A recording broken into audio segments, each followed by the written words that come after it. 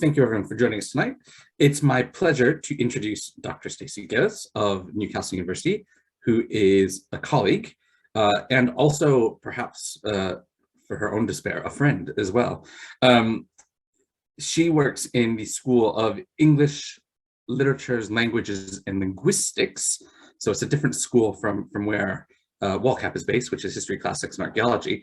But despite that, we do actually talk to each other in the university. So I had the pleasure of first meeting Stacy a few years ago, in 2016, I think it was, when I had some questions about the way Hadrian's Wall kind of comes up in literature and fiction. And since then, we've been collaborating together on these sort of things, though she's been very patient while I've been busy and distracted with WallCAP. But Stacy has continued to do the research, and she's going to talk to us tonight about some of that research and how Hadrian's Wall appears in books and fiction. She doesn't just do wall studies, though. She also researches on issues of feminism and cyberpunk is some of the old stuff. And she gets to teach classes with fun titles like orgasms and onomastics and things like that. You can see all the silly stuff they do in English languages. We're very pottery based in archaeology. Pop for us. But with that, I will invite Stacy to share her screen, and she can take us through her paper. Thank you very much, Rob, who I do have the pleasure of knowing as a friend. Can you see the screen? No. It worked before and now it's not working. Hang on. There. Yep, good, right, excellent. Okay. So thank you very much, Rob, and as Rob says, I'm not in history, classics, and archaeology.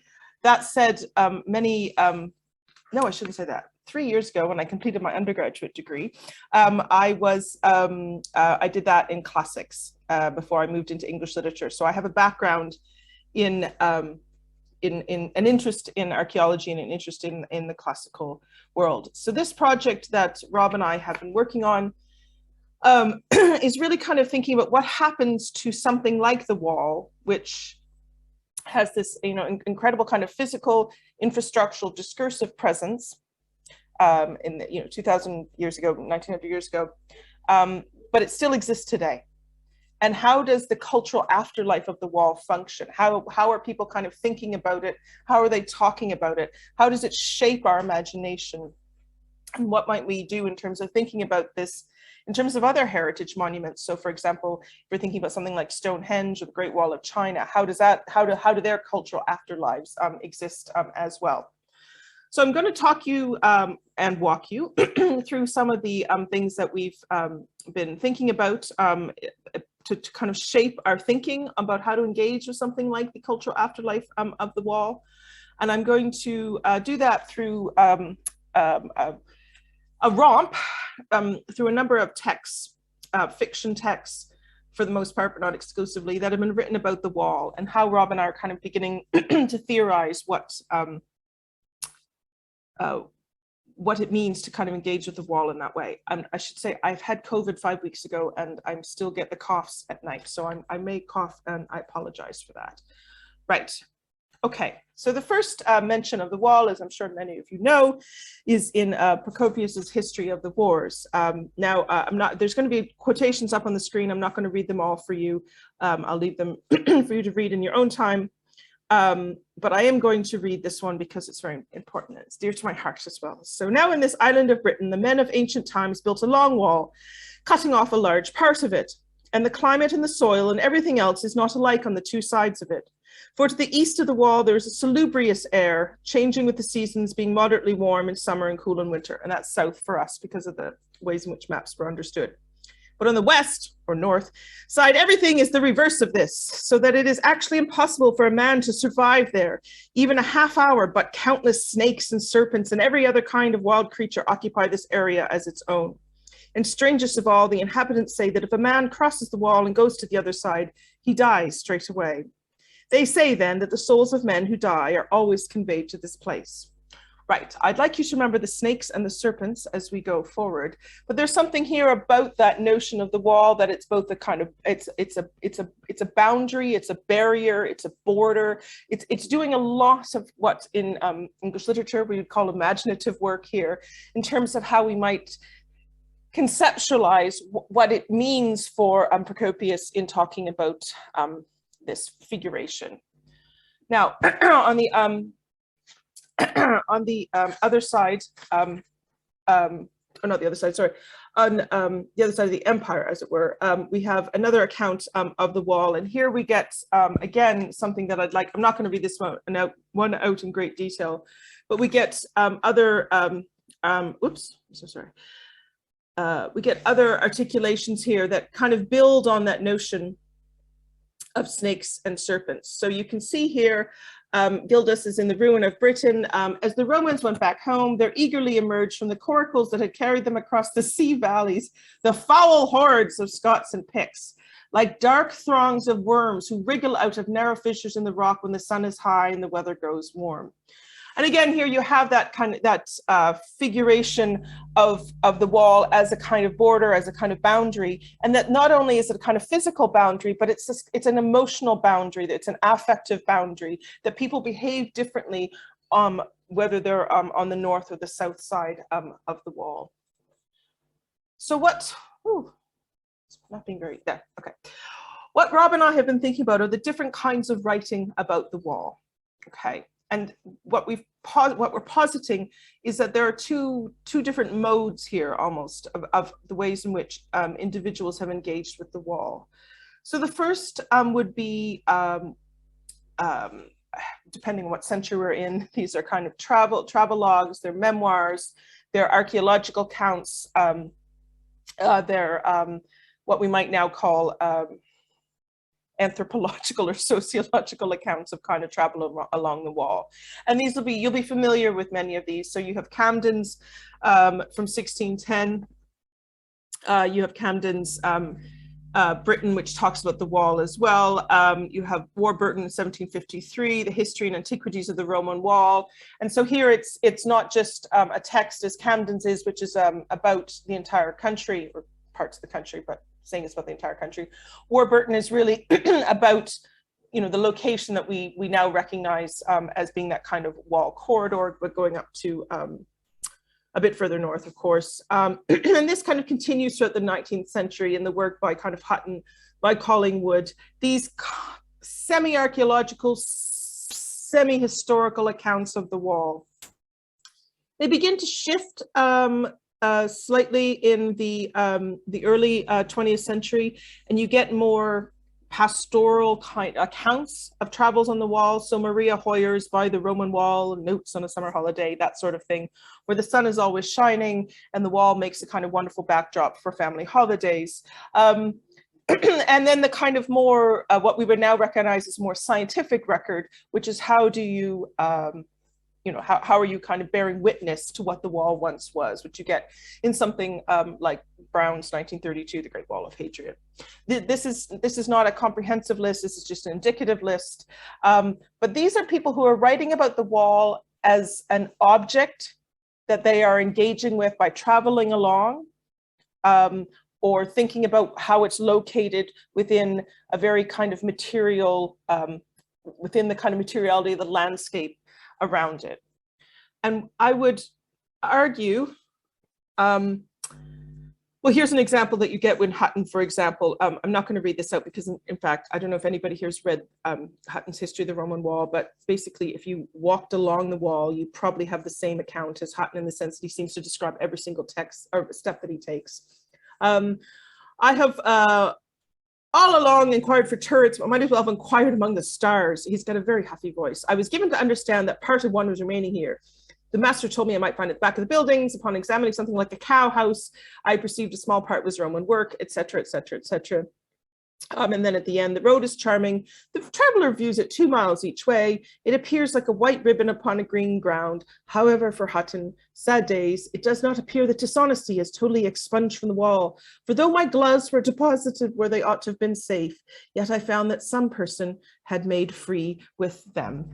I do not think I would like to visit the wall with Hutton, quite frankly, but you can get this sense of that he's writing about the wall almost as an artifact. And this is a material artifact, a kind of lived artifact in the world that we would recognize. Now, the other, this is a longer list, and again, this is not a comprehensive list, this is an indicative one, and I know that you've been reading some of these. The other way of thinking about the wall that Rob and I are positing is something called writing the wall. So this is a kind of an imaginative, a fictive retelling of the wall. So as we may get it in historical fiction, for example, where the wall is acting as a kind of anchor often for a kind of plot, which is usually, quite frankly, about a legionnaire who's come from Rome and is not having a very good time and then finds he does have a good time here. Or in something like Sutcliffe's The Eagle of the Ninth, the wall is a barrier to be crossed in order that a quest can be undertaken. Or in Mary Stewart's The Ivy Tree, which I think you've read, I'm sorry, I have a very coughy child at home as well. That is the background coughing. The Ivy Tree, in which the wall acts as a kind of dramatic backdrop for the tensions, the emotional tensions that really drive the plot of the text forward. Of course, it opens on the wall, it ends on the wall, but much of the text takes place within Northumberland itself, but it's really informed by that kind of relationship with the past. Then you get texts which are employing the wall in different kinds of, in genre fiction. So the wall has been, and I think you've read a DCI Ryan mystery, the wall has a kind of, is increasingly having a place in kind of contemporary detective fiction.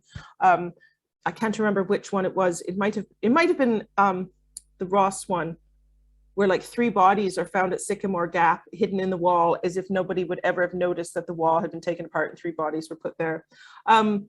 But also in historical detective fiction. So for example, in Ruth Downey's Tabula Rasa, but also in fantastic fiction, fantasy fiction.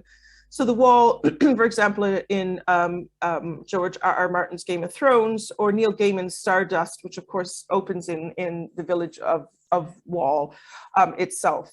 So in these texts, the wall is present, but it's not as grounded materially within the landscape as in the text that you might see in writing the wall.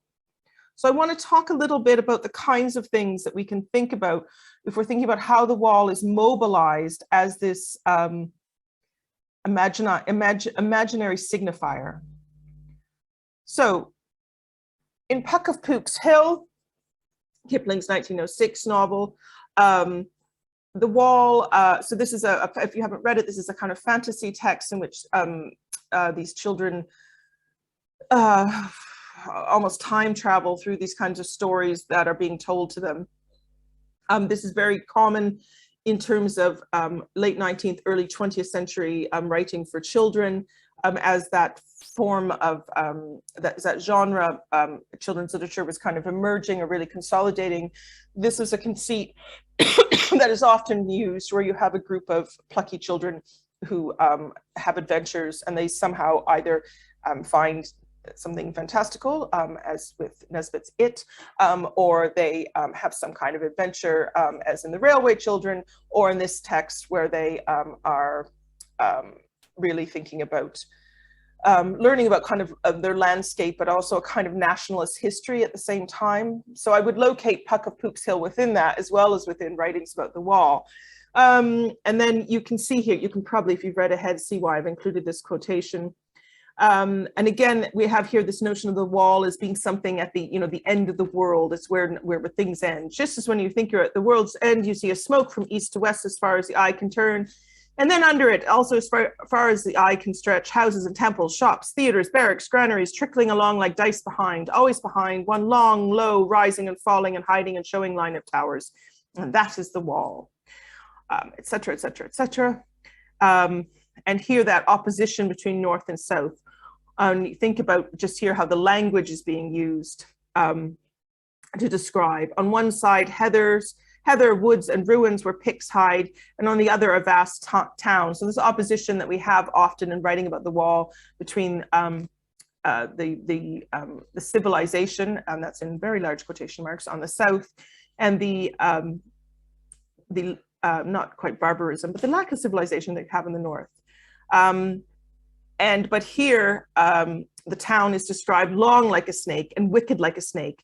Yes, a snake basking beside a warm wall.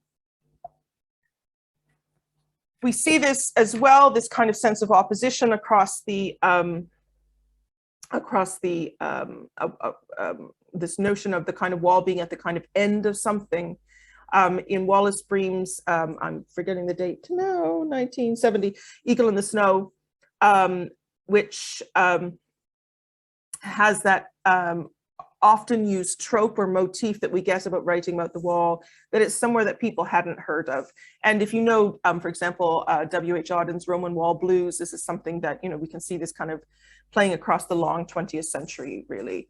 I received news that I'd been posted to the wall. It was the end of the world. It seemed to us a harsh country of heather and rock, bleak and terrible in winter, yet austerely beautiful in summer, a vast lonely land, pitiless in its climate, etc., etc. May I do the right thing? And I used to look at it every day and wonder what the first commander had been like and what particular need had driven him to carve just those particular words in that particular place. And I've put this here because I want you to think about that notion of making a mark in the world, this metaphor of the wall and how it functions as this place at the end of civilization, as this kind of border, this barrier, but also as a place where people can affect change. And that's something else that kind of runs throughout these fictions, about writing the wall, in which that somehow often the individuals within these texts undergo some kind of transformative change themselves as a result of being posted to the wall. And this is particularly true in historical fiction, but we see this in some of the other genre fiction as well. Now, speaking of genre fiction, this is Karl Edward Wagner's Legion from the Shadows. I don't know whether you've had the pleasure of reading that for this group. This book is a little bit difficult to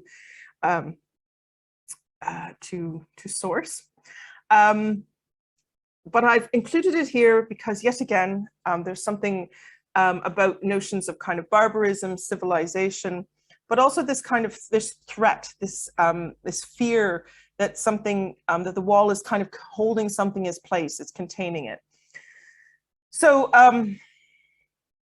in this exciting text, there is a kind of magic in the world. And basically, without wishing to give away too much, there are these half-dead giant snake half-Romans that are running around the landscape in Scotland and destroying various things, and they're being held back in part by the strength of the wall. And here we have the hero noting, undermined the Roman fort north of the wall had been undermined, as were the heaps of broken stone and masonry that had been watchtowers, tents, half-finished barracks, and Principia all lay smashed and strewn about the 100-acre enclosure as if some demented titan had run amok here. Destruction was both wanton and complete. Someone had taken time to do a thorough job of seemingly maniacal vandalism. Someone, something. And this is before we know that these are really unpleasant half-Romans, half-snakes. But you have, and I'm not, I would encourage you to read this. This is actually a really fun novel. But it's picking up on these tropes that we, that are extending back some 1700 years. No, at this point, no, we're 1850 years. These tropes about the wall that we can see in the very first writing by Procopius and by Gildas, this notion of it as that there's something incredibly destructive that the wall is almost holding back from entering into the empire. And of course, the wall in Game of Thrones, and here the wall is absolutely massive. It's almost, the size of it is so monumental, to use the early 19th century romantic notion of the term awesome. It fills one with awe to look on it. He lifted his eyes to the wall, blazing blue and crystalline in the sunlight. The sight of it still gave him the shivers. Centuries of windblown dirt had pocked and scoured it, covering it like a film. and often seemed a pale gray. But when the sun caught it on a bright day, it shone alive with light, a colossal blue-white cliff that filled up half the sky. You could see it from miles off. Quite crucially here, this is the end of the world, it seemed to say. So here again, we have this notion of the ending of something happening when we come up to the wall. Okay, so these are, I mean, that was a very, very quick romp through a number of these texts. I could have chosen other texts. These are just indicative, as I say. But what do we do when we have something like the wall, which is figured in the cultural imagination for 1900 years? How do we understand the way that it moves through culture imaginatively, really? And what Rob and I are trying to do is to think about how we link those kind of material histories with imaginative histories around something like the wall. And oh, I put very sexy, well, maybe not that sexy. I put very exciting screen wipes in, and they always take long. I'm sorry. So there's three terms here that I want to pull into thinking about what it is to think about the wall imaginatively. And I'll talk through these very briefly in a second. So choreography, psychogeography, and stickiness. So in thinking about choreography, we're thinking about the kind of the connection, as Darren Buell has it here, the connection of past and present through the medium of space, land, region, or country. And how we might use this as a kind of challenge to views of center and periphery. And Buell is not here talking about, he's not talking about the wall, but I'm thinking about this way, this is a term that we might draw in as a vector to help us to understand what it is to think about the wall imaginatively. So I think that kind of what that key moment there is that welcome challenge to traditional views of center and periphery. So if you hold that in your head, I'd like you to also think about, why did I think that was a good idea? I'd like you to also think about psychogeography. Now, some of you may know this term. It has a long history in kind of literary and cultural studies in terms of thinking about particularly urban spaces and engaging with urban environments. What I'm interested here in is how that's as Sidaway has it, as we walk, represent and entwine nature paths and barriers with words and images. Physical, emotional, intellectual landscapes and spaces are rescaled in space. So really, to summarize this, what does it mean to retell what we might term creative psychogeography, to retell the stories of the wall? Why do we keep returning to the wall time and time again? Why does it have this tremendous resonance and energy for us? And one of the things that I think we could argue is that, and I'm drawing here upon kind of theories of emotion, is thinking about notions of stickiness. So as Sarah Ahmed has it, we can think of stickiness as an effect of the histories of contact between bodies, objects, and signs.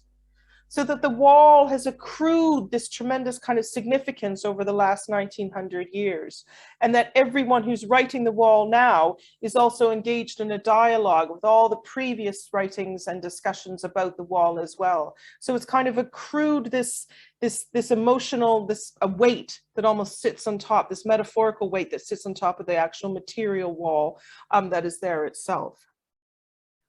So it's really thinking about how do we pull material and imaginative histories together. And I'd like to encourage us to think about what does it mean to have the wall that is built of stone. It's built of this it has this very material lived identity. But it's also been told and retold time and time again. So as Cohen mentions, a leap from ephemeral stabilities, from the diminutive boundedness of merely human tales. And the reason I've included this, and this is, Cohen is talking about almost a kind of history of thinking about how stone has been significant for human beings, is that what do we do with something like the wall, which is a marker of human shaping of landscape nearly 2,000 years ago. It's a marker of a reshaping of place, but at the same time, it's something that has global significance because it moves. You know, people globally recognize the wall, they read about the wall, they think about it without ever having been there. So there's a really intriguing connection there between that lived material experience and that imaginative experience of the wall. And I'd really welcome your thoughts on what we might do with thinking more about that. But before we do that, I would like to return to my favorite archaeologist, who is not Rob, but is Indiana Jones. And of course, in the first Indiana Jones film, although spoiler alert, if you haven't seen it, there are snakes. And he says, snakes, why does it always have to be snakes? And one of the things that I was struck about, maybe just because I'm quite interested in snakes, in reading the writing on the wall, is the number of times that snakes come up. And I'm here reminded of Sigmund Freud, who reminds us that animals, most of those animals which are utilized as genital symbols in mythology and folklore, play this part also in dreams. The fish, the snail, the cat, the mouse, on account of the hairiness of the genitals. I've never actually looked that closely at the genitals of a mouse. But above all, the snake, which is the most important symbol of the male member. Now, I'm being slightly facetious here, but I do think there's something quite intriguing about this notion. You know, if the wall, the wall as this material object which has shaped, formed, and informed the landscape for some 1900 years, this notion of the kind of almost as a kind of sign of kind of human hubris in some ways, as a way of in terms of its creation. And then you have this kind of reference to snakes and kind of male virility that pin alongside it in the imaginative histories from our very first, from Procopius, from the very, very first mention. So there's something quite intriguing there about a statement both of kind of horror of snakes, but also about what is it we do when humans shape landscape. And I think that's the really important thing to think about with the wall, is that it has shaped the landscape around it for centuries. But it's also shaped our imagination for centuries. And what do we do as readers and thinkers when we come up against something that does something like that? Thank you.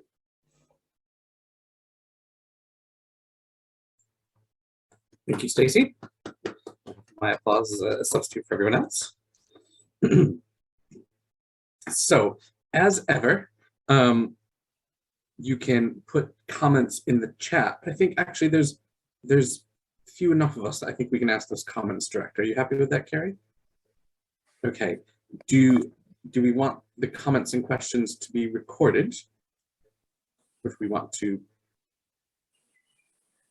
How do people feel? Thumbs up if you're happy for comments, questions to be recorded. Okay, seeing. Okay, great. So does anyone have any opening comments or questions? Go ahead, Rosemary.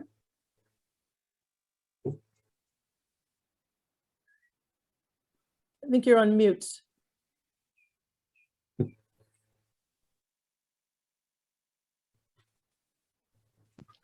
To display my ignorance, what date is Procopius and where does he come from? So he comes from the, he's a Byzantine historian. Well, I don't know, Rob, would we use that term, historian? He is an official that works for the general Belisarius, who serves the Emperor Justinian. So he's mid 6th century, and you can call that Byzantine. Yeah, right. Thank you. So he's the other side. I mean, he wasn't at the wall. He's beyond the empire, basically. He's on the other edge of the empire, yes, but he's still kind of going, oh, hey, there's that thing over there. But, you know, he's the very fact that he's heard about it, he knows about it. He's heard that, you know, the other side is where men go to die. You know, it tells us something about how the wall is being understood at that point. Yeah. Yeah.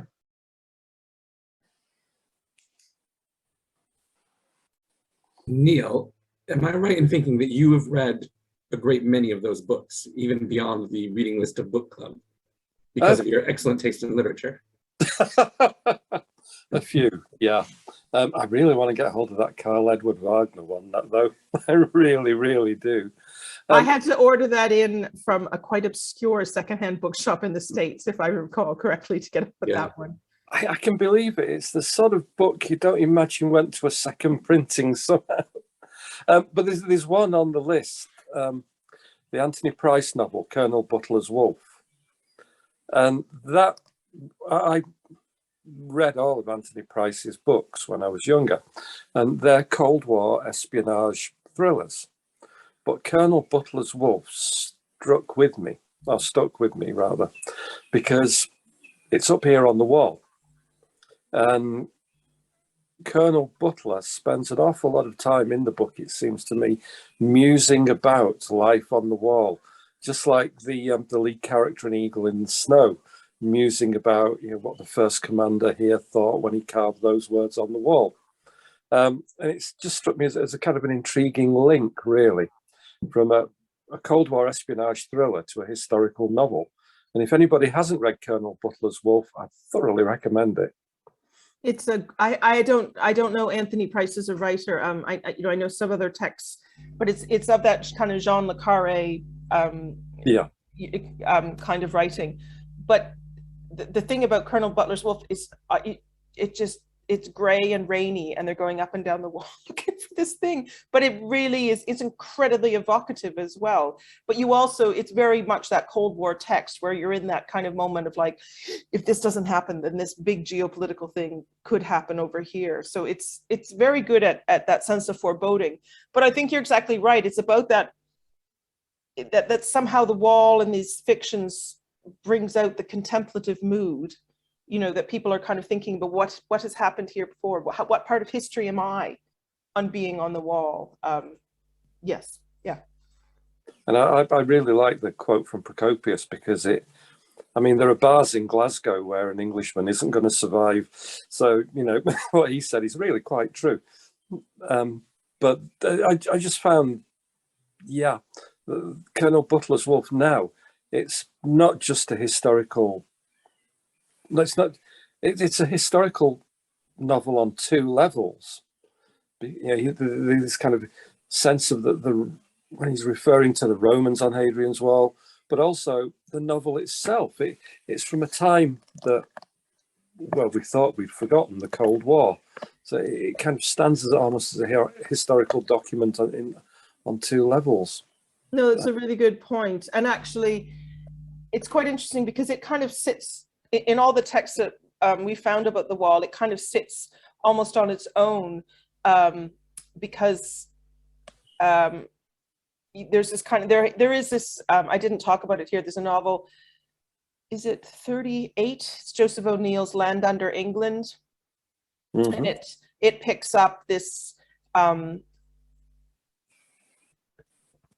it's an anti-fascist novel, and what you have are, there's one family who ends up having the ability to slide through or under the wall. It's not entirely clear. And the Romans hadn't left, they're under the wall. And they, but the most importantly, they breed fluorescent snakes because it's very dark down there, and that's what they eat. And also, I think, if I remember correctly, two-headed fluorescent spiders. But there is this kind of fantasy thing. So you get that in the Wagner book, you get that in George R.R. Martin, you get that in the Gaiman novel. You get this kind of fantasy around the wall, but to have it kind of embedded within geopolitical framework, there's not that many texts that kind of do that, that aren't actually just, historical fiction from 1800 years ago or something. So Colonel Butler's Wolf is almost a kind of outlier in the writings about the wall. Also a little bit difficult to find as well. The text itself, yeah. You can get it off of Kindle. Off Kindle, yes. I saw it recently and thought, oh, right, I'm going to reread that for old time's sake. And I thought, my God, it is dated now. And sorry, I'm hogging this, but something else that sort of came to mind. We know about Eagle of the Ninth, Rosemary Sutcliffe, but her kind of adult novel, Sword at Sunset, it's not all on the wall, but a significant part of it is. And it just sort of I don't know, the parts on the wall, the back, is it the back? It's and the small dark people they meet there.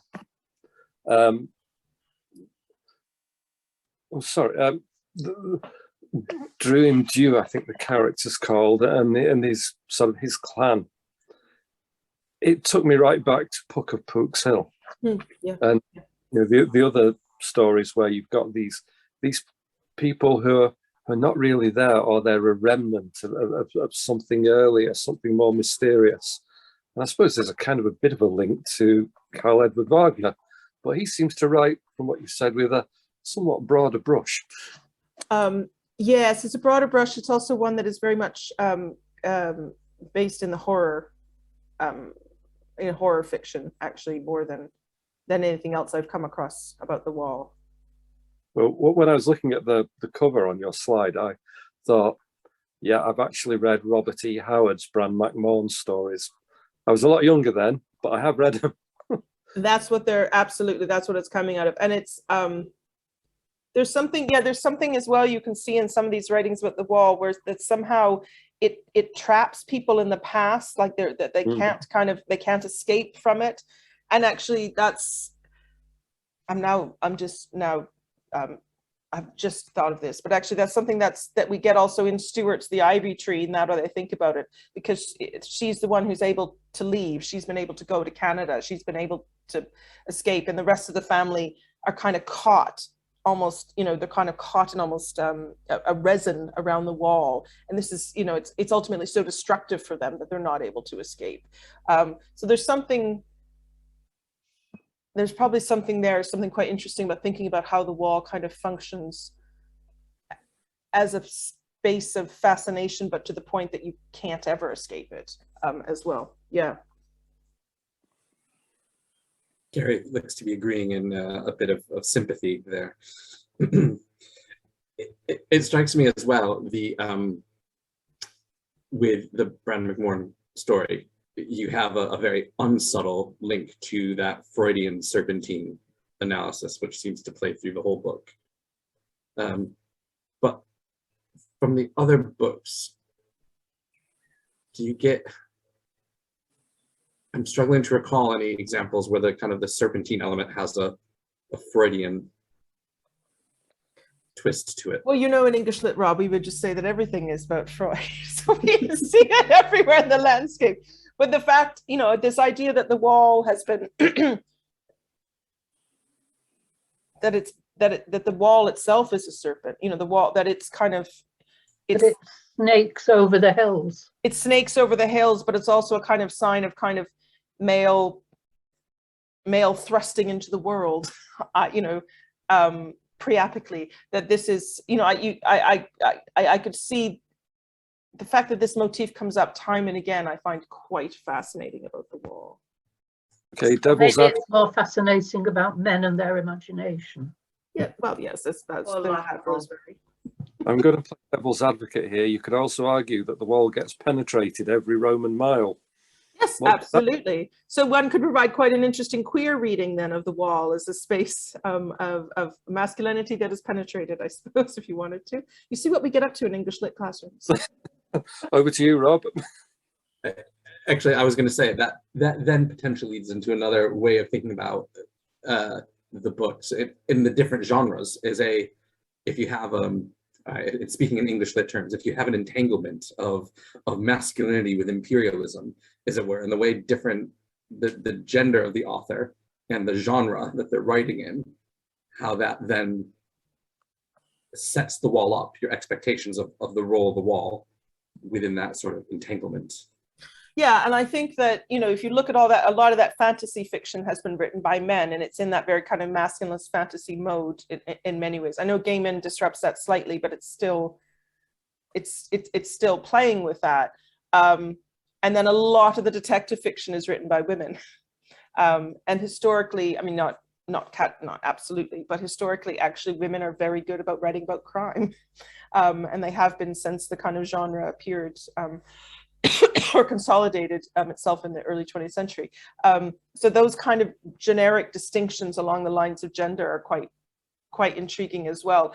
And then you get the historical fiction, what I call the kind of, this is not a technical term, but what I call the kind of hard thrusting historical fiction, which is kind of like, let me give you 25 pages description of what kind of, sword and saddle this person was using, versus the more plot driven stuff that you get with Rosemary Sutcliffe.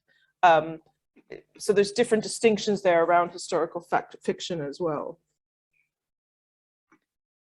And what turns these authors on? Yeah, and what they're interested in. And if, the thing about Sutcliffe, of course, is that she's just fascinated by the ancient world.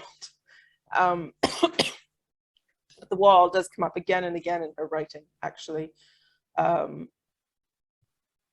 it's not in the way that, say, we get it in Game of Thrones, where the wall is this kind of landscape feature that kind of defines the world in which everyone in the novel lives.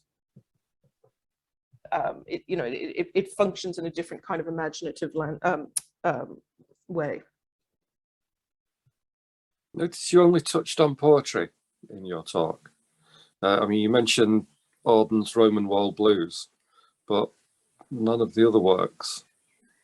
Well, what an interesting question, Neil. What you find in English literature is there's people who do poetry and people who don't, and I don't. No, I have.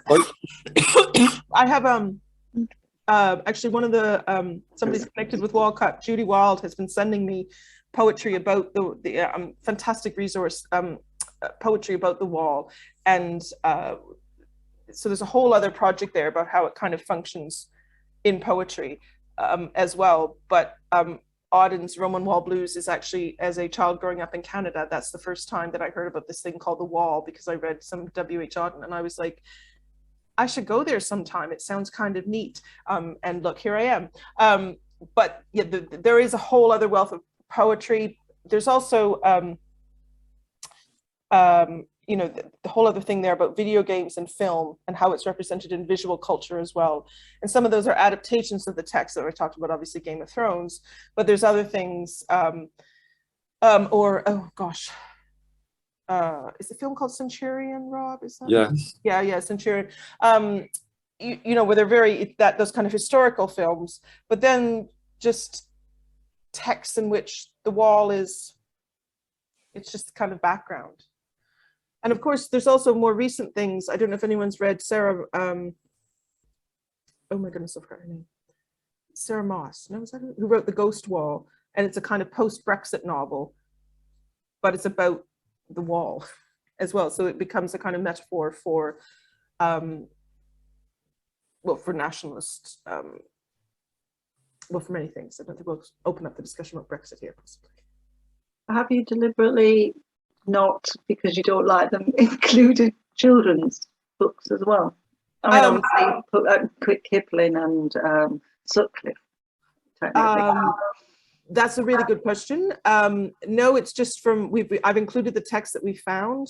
And there are other texts in our bigger list that is children's literature, but if you have any other suggestions, I should have said this at the beginning, anyone who has any suggestions they want to put in the chat, Robert, I would love to take these from you and use them. But no, it's just that I know Puckapook's Hill and the Sutcliffe, the best of these books, that's all. And a bit of a thing of mine, there must have been a lot of stuff in the 50s about the wall, and there are a lot of weird self-published things like that. Is it The Boy from Vinzelander or The Boy at Vinzelander? Which I've never read. I have a copy of it, but never read it. I think Rob and I, when we began the project, we kind of agreed that we weren't going to go towards the self-published fiction. But there's probably also another interesting project there, just interviewing the authors actually who are writing this fiction and why they're kind of drawn to the wall and what that, what they're kind of doing around that. And actually, it depends whether or not you consider Robert Westall a children's writer or not, but his Falling into Glory is on our list, actually. Well, I've read several, but never read that one. And he made I mean, mostly what I remember from that book is the diddling on Barkham Hill. Rob and I differ on what happens on Barkham Hill. I feel that there was grooming and sexual assault that takes place on Barkham Hill. He feels it was a bit of diddling. So yes. I have to read it now, aren't we? Now we've wetted the whistle of the yes. Could you give us a page reference, please? 47. No, I'm just joking. Can I just say that a lot of this literature is based from the views of the southern part of the wall and how awful it is up the north. There doesn't seem to be an awful lot of literature bordering on the fact of what the people on the northern side of the wall thought of, you know, the wall being there and the southerners sort of thing. It always seems to be like that. I don't know, I've maybe missed out on some literature from there. Could you recommend anything that was based from the northern side and the Pictish Scottish type of view of how awful these Romans were building this wall? And that's a super great question, and I can't off the top of my head, but I will have Bran McMorn is the closest one, and that was the kind of swords and sorcery sort of one with the Roman snake people. But isn't there 'cause he's a also Pictish kind of king, isn't he? Isn't there a romance novel, Rob, where The William Dietrich one, the Hadrian's William Wall. Dietrich one? Yeah. Did we read that in the book club? no, I don't know. no, I think I would have remembered that. We did do a William Dietrich, but it wasn't that one, I don't think. It was more based on them going up into the north. That side. Yeah, but the prince or chieftain, he was a north of the wall sort of native. Yeah, that was in there. The one that Yeah. she ends up Diddling with. well, diddling, yes, to use your phrase. The one, so it's more sympathetic to north of the wall. Yeah. But it's, no, I mean, you're absolutely right, Claire, that actually the majority of this is a very kind of, you know, it's kind of looking up, Yeah. kind of going, oh my God, what's over there kind of thing. Not the other way around sort of thing. Yeah. I would actually, what I do know of the poetry, there is actually more poetry that is north of the wall, kind of talking about, you know, how crappy this thing is that's in there, you know. So actually, now that I think about it, there might be something quite intriguing there about form, and kind of the politics of identity of place, actually. Yeah. But it's also thinking about what you were saying with the kind of the psychogeography and things about how actually it's making a center of a periphery.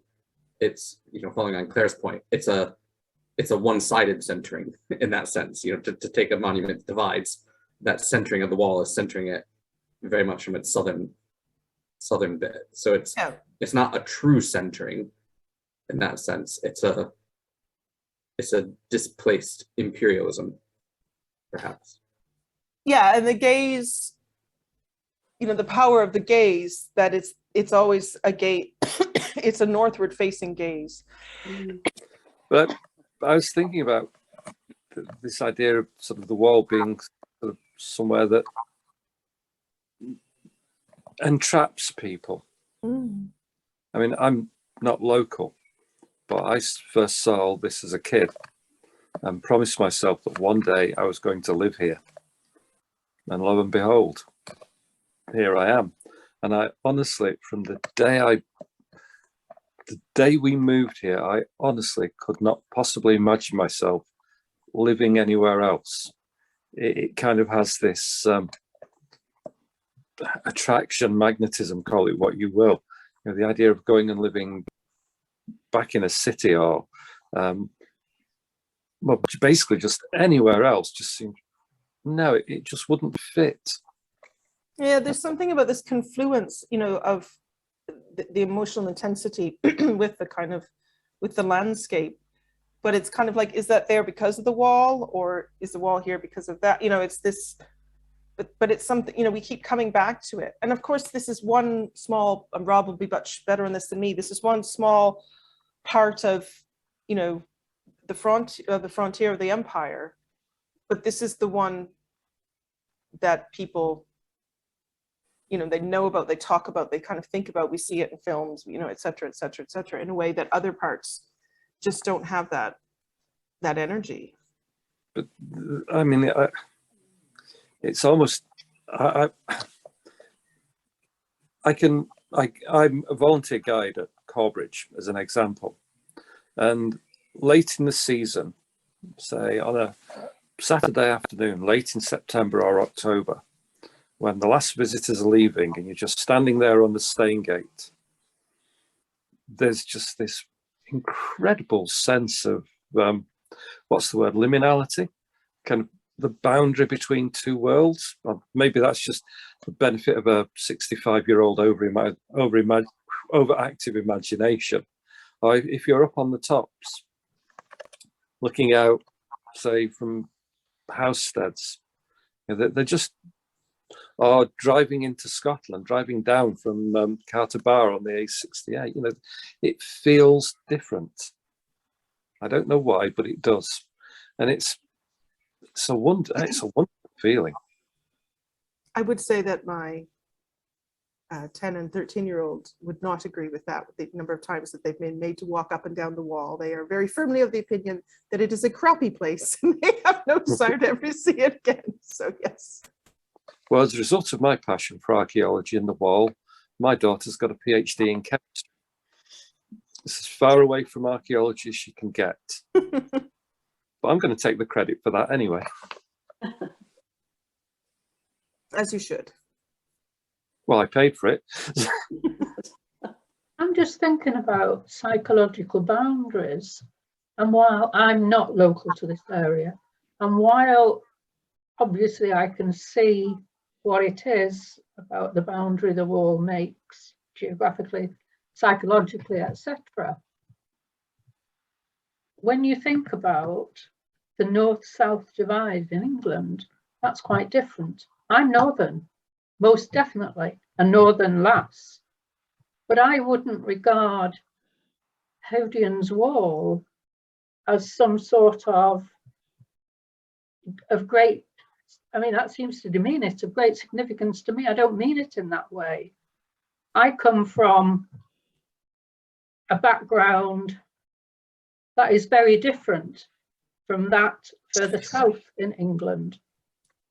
And up here, they don't have the same background, the same industrial background that I have, that my ancestors came from. And I'm just wondering, I can see the wall can have romantic notions attached to it, that it still exists, it's not been overgrown, like many other historical settlements in more tropical areas that have got completely submerged in vegetation and are only just now emerging. And maybe that's partly why it has the significance it has, because it never disappeared, like parts of the surroundings to Angkor Wat did, and some of the Mexican habitations that are now emerging from the forest in Mexico and Guatemala. I don't know. I mean, I can understand what Neil is saying and what these authors are writing about, but I don't fully identify with it because that isn't me. Do you understand that? Yes, no, absolutely. And I think it has a hold on the cultural imaginary in different kinds of ways. I would put it up with Stonehenge, actually. I was going to ask you, is there a set of literature about, in a similar way, about Stonehenge? Not as extensive. There definitely is, and there's some self-published fiction, particularly about naughty things that happen on the stones and the solstice, etc. But it doesn't have that same energy across the centuries. It has, of course, the antiquarian writings about Stonehenge, but the kind of what across the long 20th century, the writings that we have about the wall, we don't have those about Stonehenge. So there's something quite intriguing there about what, but you're absolutely right. You know, these things never fully disappeared from view. No. No, the forest did not grow over them because of the sort of agriculture that was here. Yeah, so they operate in a different kind of way, don't they? Do something like Angkor Wat or, you know, Machu Picchu or you know, whatever. Yeah. Is it possible there's a genetic memory there? Because I am a border reaver, and I did my Duke of Edinburgh's award on Hadrian's Wall, and I dug with Robin Burley in 1972 or something. And I kind of wonder if somewhere in my genetic makeup, the wall's always been there. Because interestingly, I am actually part of a creative writing group, and I find that I can't not write about the wall. It's quite interesting from the other side, being a writer as well, and some of it just seems to have just always been there. I don't know if genetic memories are even possible, but I think one of the things that strikes me is that the wall is something that lots of people connect with, even if they've never visited.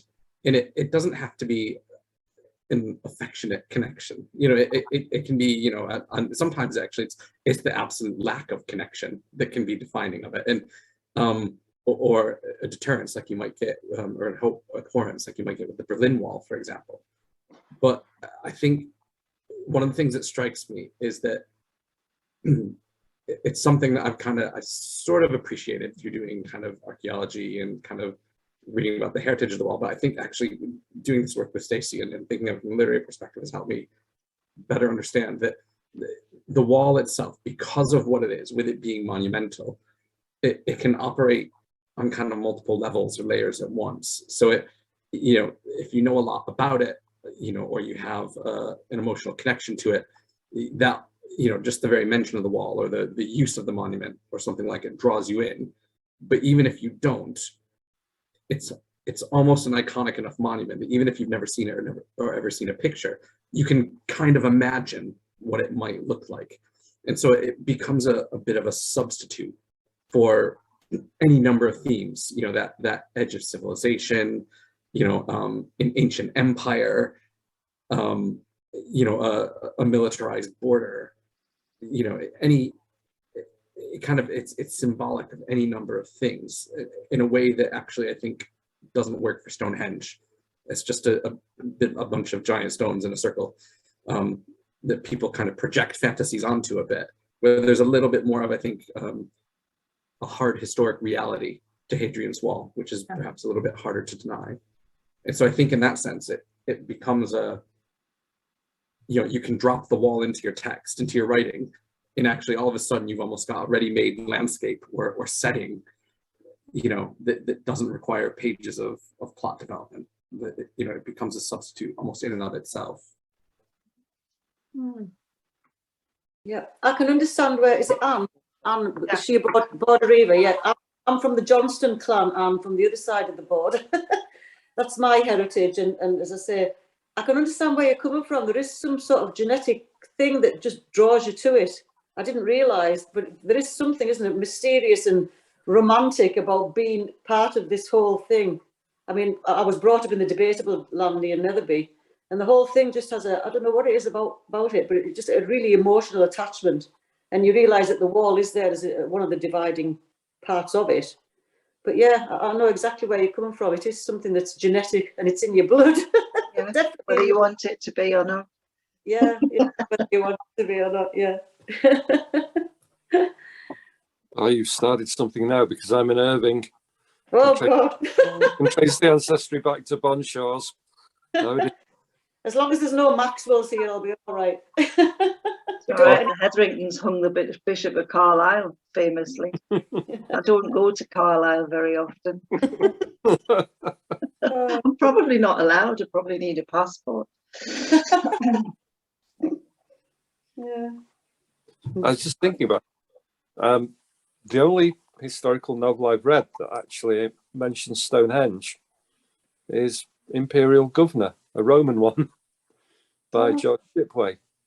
And it's a highly fanciful account of sort of pre-Druidic human sacrificing priests, and very, very lurid. And it kind of, But when I mentioned the Henry Treece this morning, Rob, another novel of his, The Golden Strangers, and it's about basically the transition from Neolithic to Bronze Age.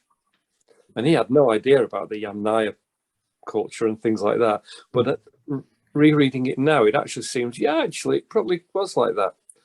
But the one place that he never references, and you would have thought there would have been something, somebody in a novel like that, is Stonehenge. It doesn't even play any part whatsoever. Rather odd. What was the other one you recommended this morning? It was The Great Captains. The Great Captains. Okay. Which again, it's a rather gritty take on kind of Arthur. It's the grimdark version of Rosemary Sutcliffe. That's where Stonehenge appears a lot in the kind of retelling, the retellings of Arthur's, and also in historical fiction, which is that kind of Neolithic. There's not a great deal of it, but also those kind of great cross-generational texts, that kind of go, this family was here in 3000 BC and they're still here in 1850, but then they kind of trace that Stonehenge pops up in those, but I think it doesn't have that same emotional resonance. And of course it's also in at the end of Tess of the D'Urbervilles, it's where something bad, really, really bad happens. In case you haven't read it, I'm not going to reveal anything. But it doesn't, I don't know, it doesn't work in the same kind of way. But, Rosemary, to go back to your point, these are these two things, two ends of kind of England. Yeah. These things that have been there for, centuries. Yes.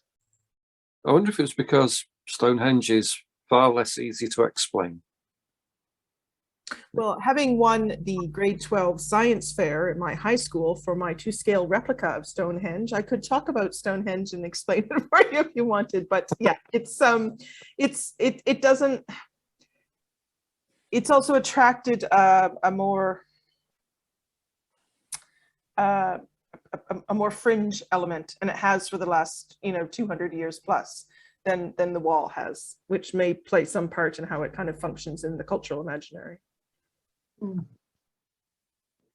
I can't help but feel Richard Hingley has probably written a paper somewhere about this in terms of Hadrian's Wall being, the imperialist wet dream, and Stonehenge being a kind of, a counterculture hippie focus.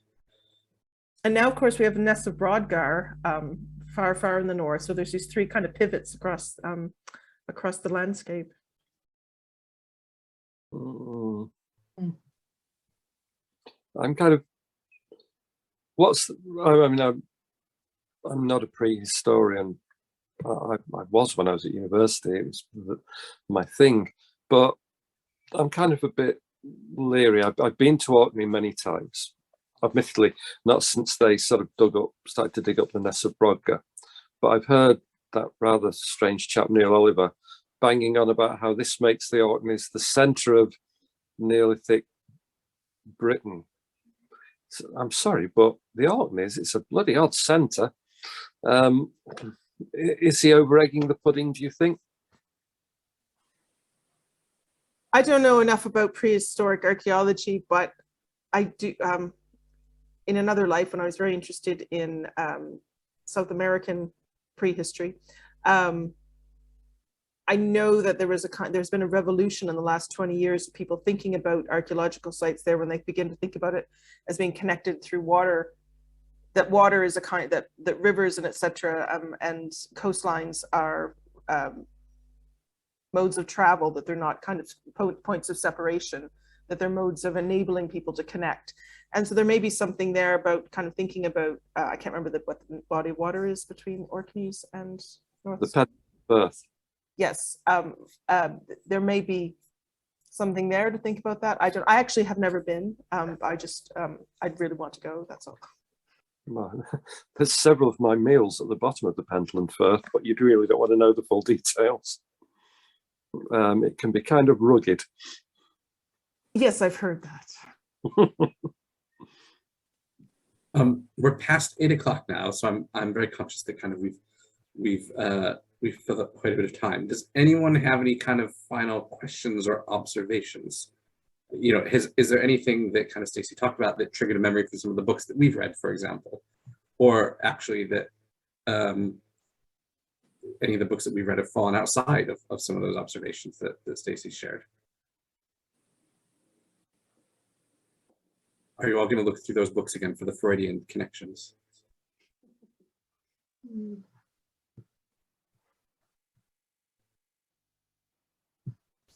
Okay, well, I think if no one has any further questions or comments, I'd like to thank Stacy on behalf of everyone again for joining us tonight.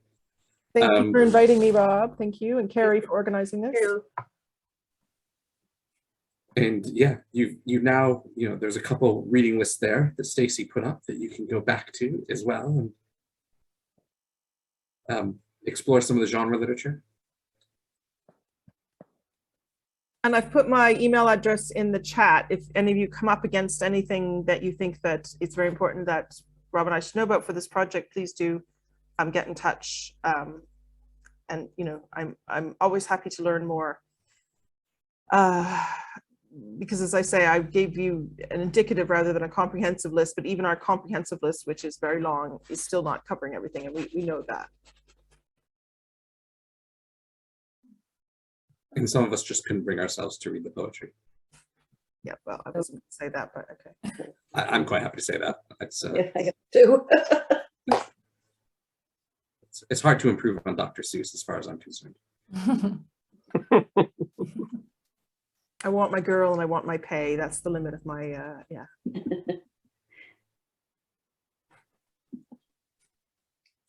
Oh, Neil has just said to me, private message saying he's off to look up what diddling is. That's Rob's term. And as I said, I see it as grooming and sexual assault that takes place on Barkham, but Rob has a different reading of that scene. Do all go read Robert Westall's Falling into Glory.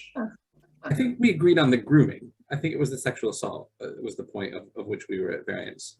Yes. I've been really technical. I used to be a children's librarian before I was a teacher, and Robert Westall did have a bit of a kind of reputation, and I've got a feeling a lot of his books were blacklisted in schools. Was that why I've never seen it? Oh gosh, I don't. Censored. Well, this was published in 93 or 95. Oh, it's quite a late one. It's one of the late one, and I might have even, it was towards the end of his writing career, might have even been posthumous, but it there's quite a autobiographical feel to some of it. Yeah. Anyway. There was definitely a lot of rumors. I am going to have to read this. It's in some cases it's an interesting, like, what if someone from a working class greater Newcastle background wrote a teen drama? Which is exactly what he was. It struck me as that sort of, it could easily become something that was on like Fox, a Fox drama, almost a reverse 90210 sort of thing. Right. And yeah, Rob is slightly over egging the pudding, this novel, but yes, there is it does have a feeling of, there's a lot of teen angst running through it. I think, is there not a Robert Westall walking trail out near the coast? Someone was telling me. He taught in Time Mouse, but he also won the Carnegie Medal for children's literature. So. Machine Gunners was one of his books, wasn't it? Yeah, I was a children's librarian. We're probably sisters, man. Must be related somewhere. The Reeving sisters. Cousins. Westall books in my library, but I can't remember that one at all. No, I honestly can't. I do remember some sort of. I remember both. Yeah, but not that one. So it must have been one that we had to keep away from for the kids because of the diddling. Yeah, possibly. Yeah. I think to be clear, I think part of Stacey and I's disagreement was exactly how much happened on Barkham Hill, as well. I called it a diddling because I thought there was a certain threshold that wasn't crossed. But I think that was part of our disagreement. Yeah, that I felt. You felt it was full on. I felt it was full on, but because it's a kind of younger, he's 16, and 16, the teacher 17. Is 30 or something.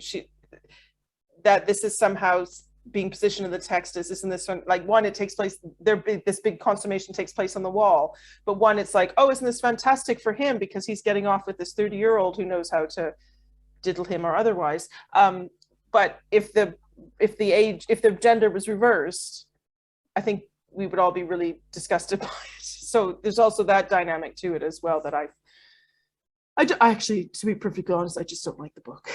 It's fine. Yeah, it's not really a very pleasant book at all, but Interesting.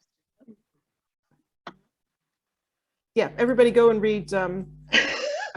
For all the wrong reasons. Yeah, well, I actually know you all need to go read. Land, if you can get a hold of Land Under England with the two-headed fluorescent snakes and the telepathic Romans living under the wall, I go for it. That would be my number one recommendation. yeah, it's a very trippy late 30s anti-Nazi novel. It's Written heavily under the influence by the sound of things. I think, if I remember correctly, the spiders also jump great distances or something. They jump like they can. Oh, if the spiders are finished, I won't read that. they were giant spiders as well. Ah!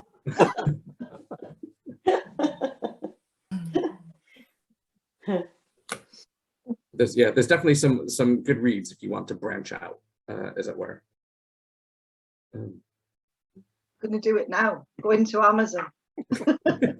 No. We'll try that second-hand bookshop in Carlisle somebody recommended the other day. Yeah, they've got a copy of Jessica Mothersole by just asking them in Carlisle. Is this Steve going a Matthews. reading then? Steve Matthews Are you at going a Bookcase. reading to Carlisle?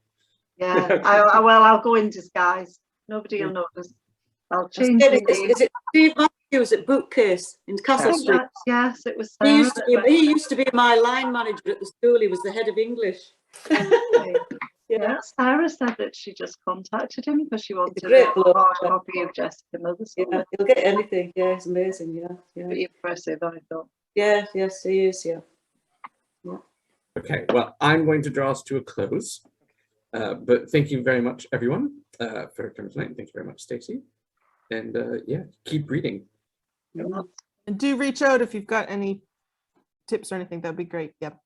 Thank you, Rob. Thank you, Carrie. Thank you, everybody. Bye. Thank you. Thanks, guys.